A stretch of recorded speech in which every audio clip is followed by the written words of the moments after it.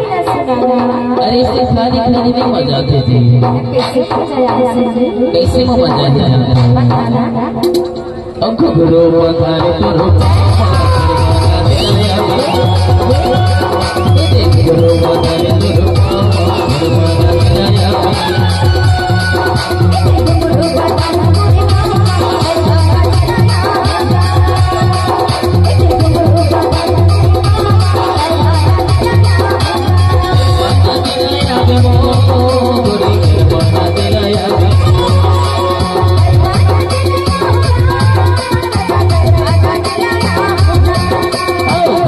बंधारे करो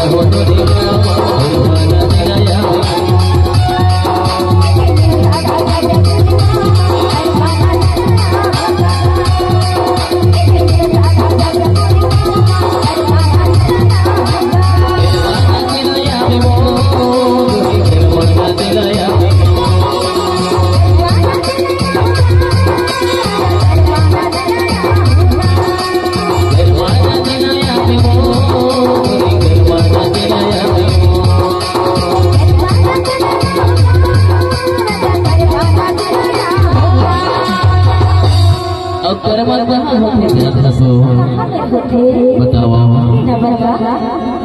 अब कर्मा होते हमर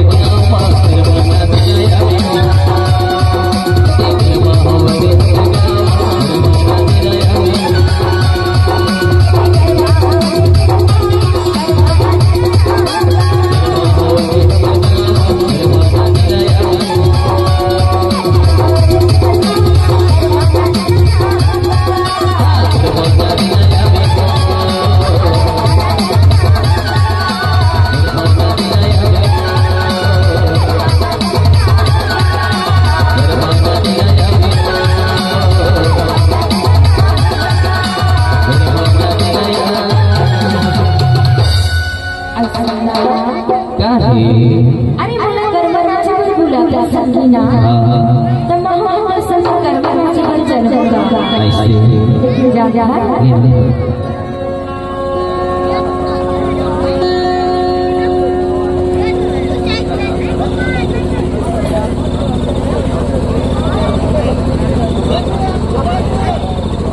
एक बार जोरदार ताली होनी चाहिए हमारे प्यारे विधायक के लिए। एक बार जोरदार ताली होनी।